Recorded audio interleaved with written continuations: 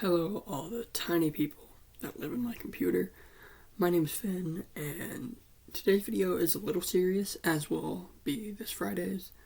To begin, I'm okay. I feel bad. Mentally, I have not been doing very good, but I am okay, and I am not in danger due to the way that I feel. This past week, I have felt not very good. I have been dealing with a lot. A lot is, I want to say, catching up. Stuff that I haven't properly emoted to. So I've been dealing with that. And due to me feeling bad and mental health being a big part of what I've been dealing with, I thought it would be a good time to make another video about charities, specifically working with charities for mental health. In which case I have 3. And I'm going to have links to them in the description, alongside giving a short explanation of what these specific charities do, who they work with, that sort of thing. All 3 of which are non-profits, so you don't have to worry about your money going to the wrong spot. Also, the links that I'm going to have in the description go to their website, not to their donate link.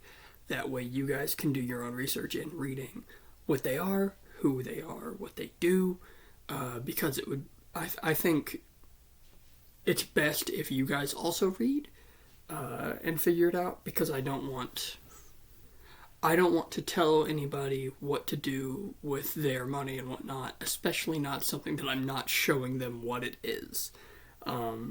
So yeah, let's get into that, shall we?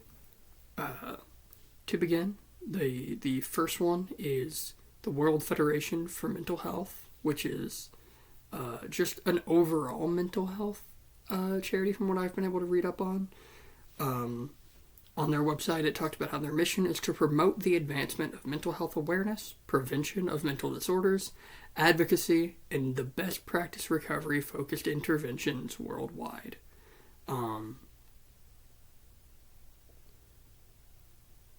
They, for the most part, are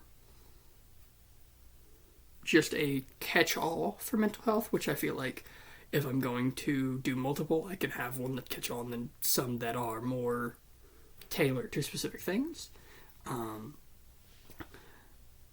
WFMH is an international membership organization founded in 1948 to advance, among all peoples and nations, the prevention of mental health and emotional disorders, the proper treatment and care for those with such disorders, and the promotion of mental health. The goals are to heighten public awareness about the importance of mental health, gain understanding and improve attitudes about mental disorders, promote mental health and prevent mental disorders, and to improve the care, treatment, and recovery of people with mental disorders. They've been around for a little bit. They have members and contacts and stuff in, let me find the actual number because I don't want to lie, 90 countries.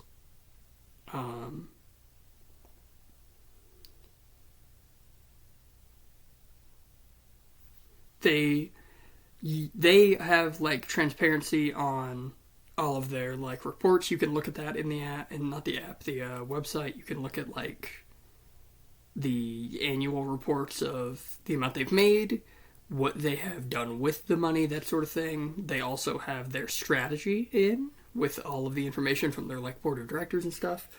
So that has been really, really cool.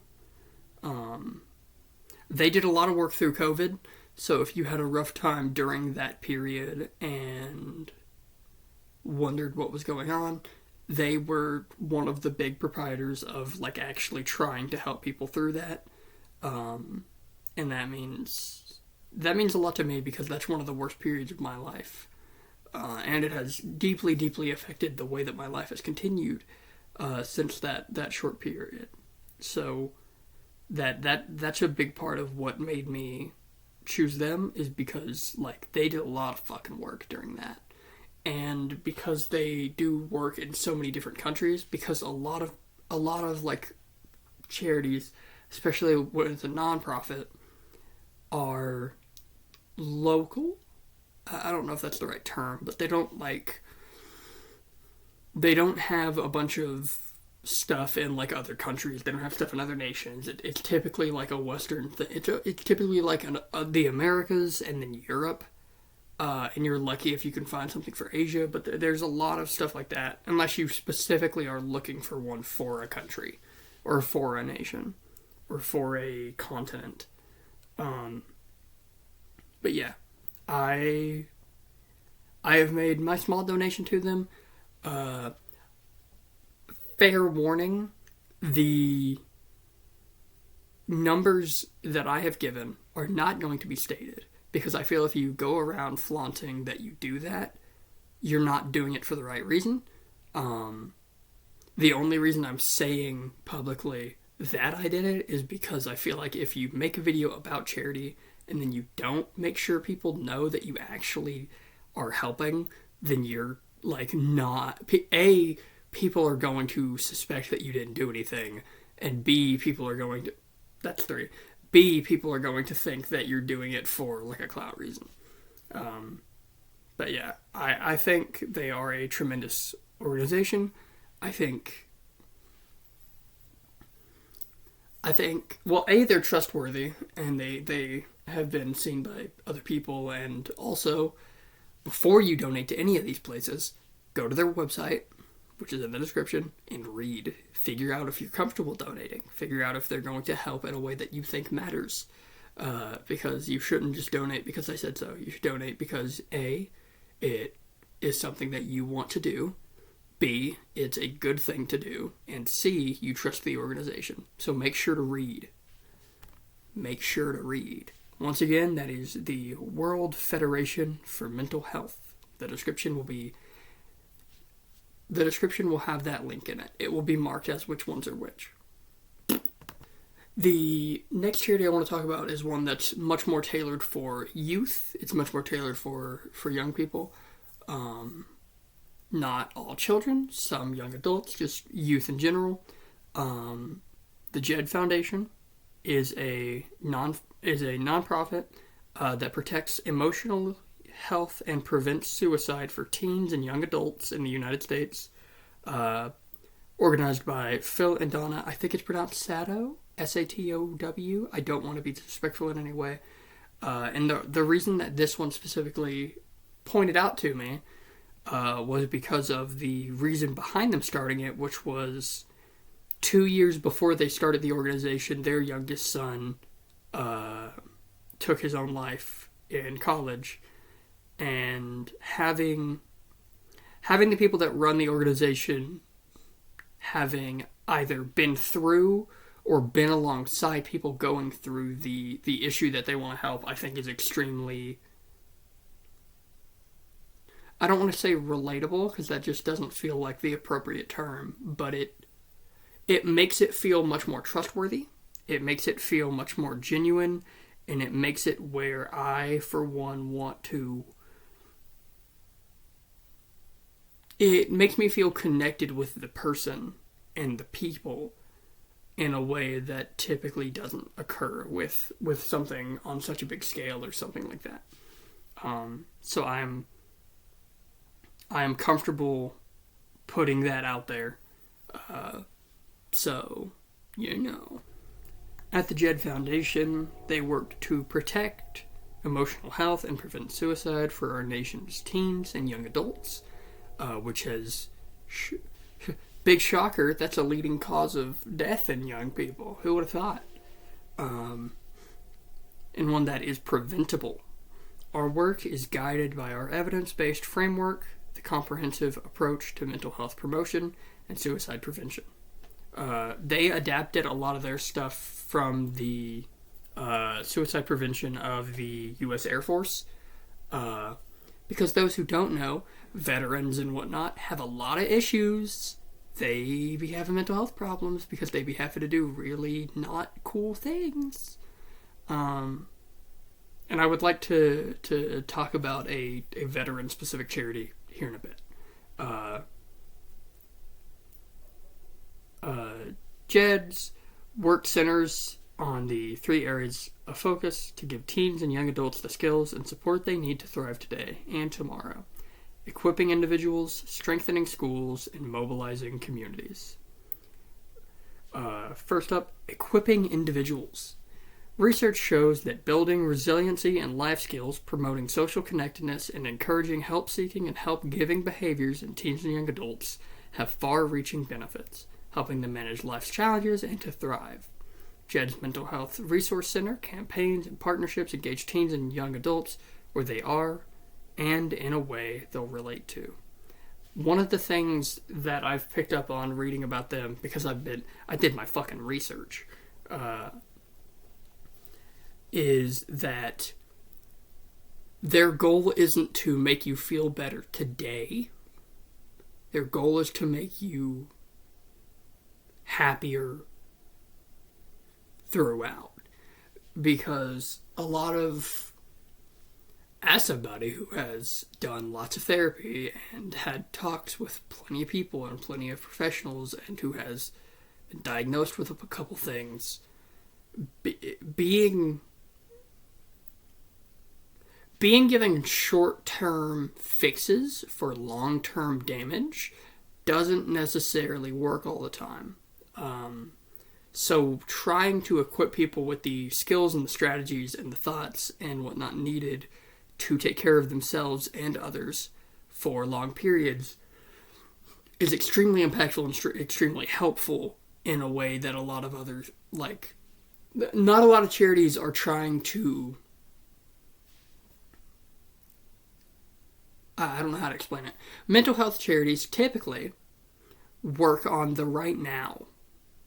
We want you to, and this isn't even just charities, this is mental health stuff in general. There's a lot of, like, therapists who are super good, who will do a similar thing where it's, if I make you feel better today, I've done my job. But that's not what it is. Like, you have to work for a while on a lot of shit. And that's one of the things that I noticed with them that I'm happy with. Strengthening schools. School is a critical part of the support network of a young person. And the emotional safety net, which sadly isn't used as one when it really fucking should be.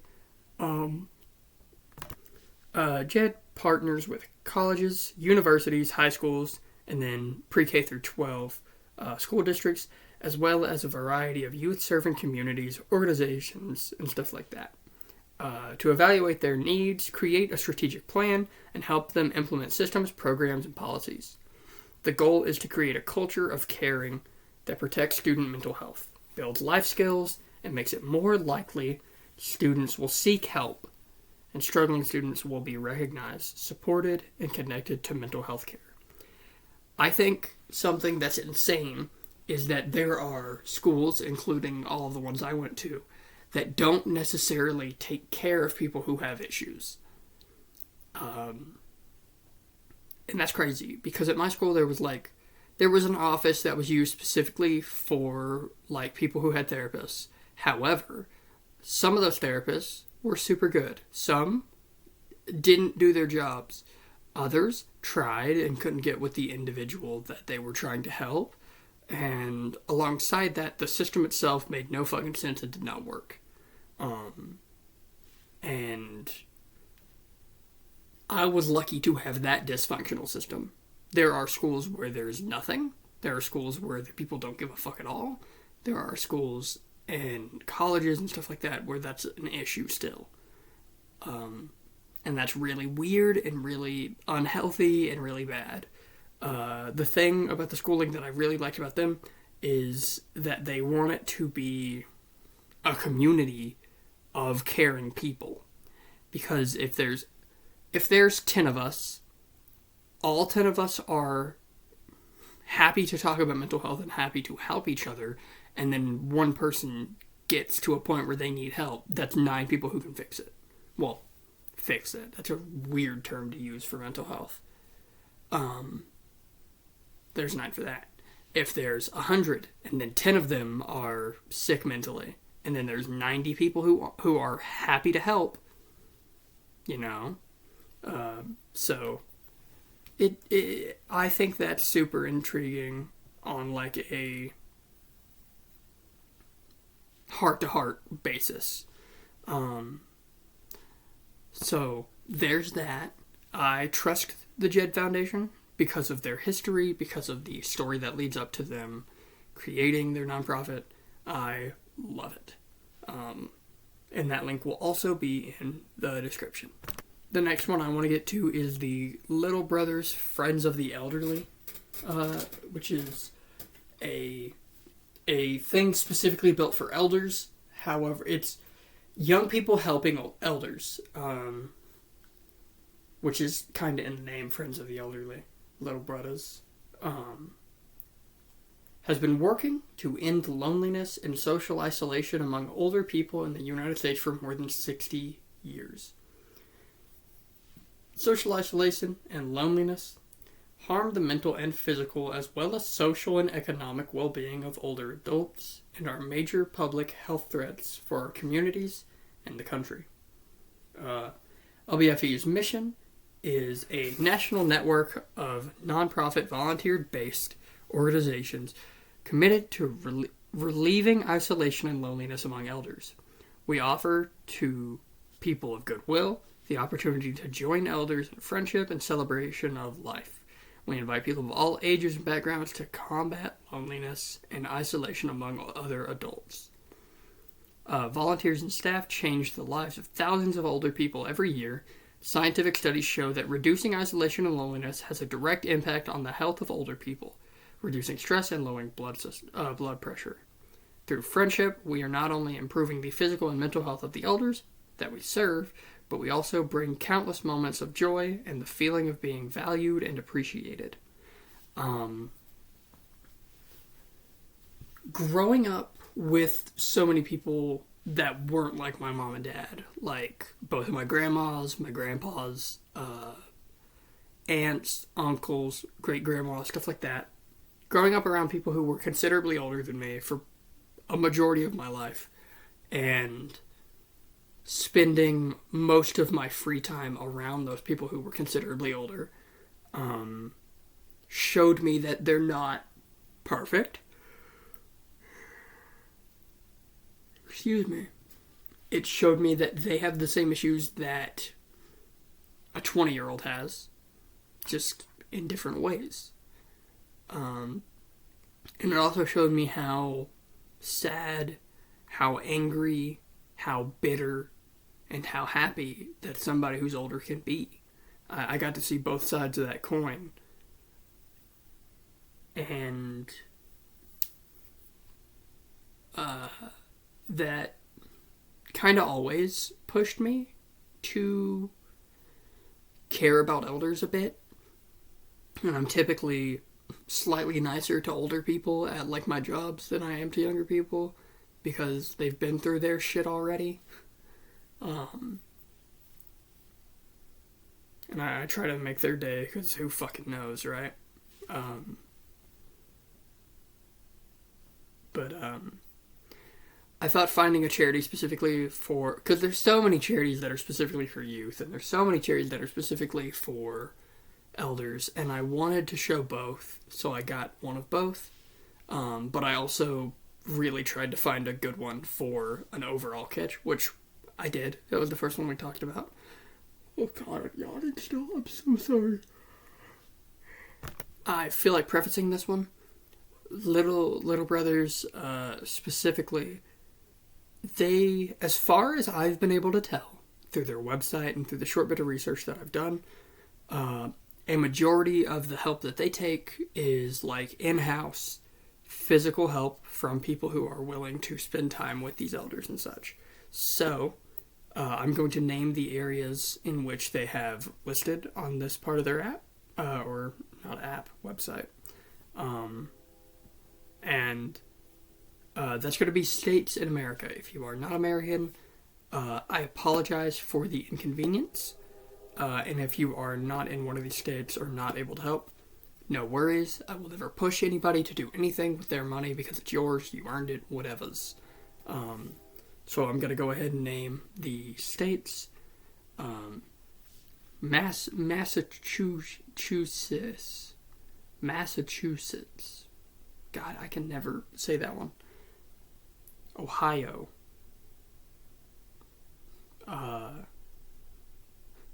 Illinois. Michigan. California. Their biggest spots where that's like where they advertise for their stuff. Well, I say advertise. Where they push people the most. Upper Michigan, Chicago, Boston. And there is more locations, there's more spots, such as Cincinnati, Ohio, San Francisco. They have a little bit, but that's like the main areas where they work.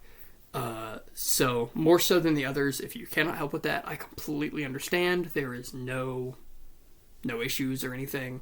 I get nothing from this. And also I have no way to check if you've done anything. So you don't need to worry about it. Whatevers. But I thought it would be somewhat important to have a conversation about elders and their mental health alongside the mental health of youth. Because I feel like most of this community is going to be youthful people. And talking about elders' mental health as youth, I think, is somewhat important. As well as the other way around. If you're an older person, even if you're like 36, which is not old at all, that's still like maybe you don't care about youth because of whatever. It's like maybe you should. Thank you, and I will be right back. I'm not super patriotic, and I have not been quiet about my quarries, my issues with the United States government, the United States military system, United States police services. There is plenty that makes me the opposite of a patriot. And I will never ever lie to you and pretend that I'm super into that. However, I do have respect, I do have care, and I do have love in my heart for those who have gone and served for any country. I don't care if you are Chinese, American, British. I don't give a fuck if you're from the Netherlands. I don't care if you're any sort of Hispanic. I do not care. None of that is important. I don't care if you did your work for 4 years fixing a submarine or 2 months on a battlefield. None of that's important to me. What matters to me is that you did something selfless. You did something to help others. You did something for the greater good. And you did something that could have been the end of your life, yet you're still here. That's all that matters when it comes to the veteran status. I could not find a trustworthy nonprofit. I prefer working with nonprofits because I don't like the idea of the place taking the money that's meant for people. I could not find a decently sized, trustworthy nonprofit that worked with multiple countries of veterans. So the one that I have is specifically United States based. So if you're not into that, I completely understand. Once again, I will never push or pry or anything. Specifically, I went with Fisher House Helping Military Families. The Fisher House Foundation is a nonprofit that specifically goes out of their way to build homes for veterans and families of veterans who either don't have a place to go or have been lost or forgotten, which is a surprising number of people. I'm gonna go do this thing that might get me killed. I come home, welp, guess I'm homeless, which is really fucked, and has always sort of been a thing, and was a huge fucking thing after World War II and after the Vietnam War and everything. And I feel like bringing that to attention is helpful. Built comfort homes where military and veteran families can stay free of charge while a loved one is in the hospital. These homes are located at military and VA medical centers around the world. Jesus, 1 second. Fisher House have up to 21 suites with private bedrooms and baths. Families share a common kitchen, laundry facility, and a warm dining room, and an inviting living room. Since its inception, the program has saved military and veteran families an estimated $610 million in out-of-pocket costs for lodging and transportation. Where's their by-the-numbers? They have 2 by-the-numbers things that I'm going to read out to you. Currently, they have 99 houses in operation. The amount of families they have served, rounded down to like a clean number, is 534,000. The days of lodging that they currently have is slightly over 12 million, and the savings that they have to families is, as of whenever they updated this, which was sometime in early 2025, $650 million US, which is crazy. Get this to load in real quick. The daily capacity is 1,400 families. 15,000 students have received $29 million in scholarship awards, and over 70,000 airline tickets have been provided by Hero Miles to service members and their families, worth nearly $124 million. I have decided that I want to, I don't want to say advertise. Advocate? No, that makes me sound like a fucking weirdo. I have decided that I want to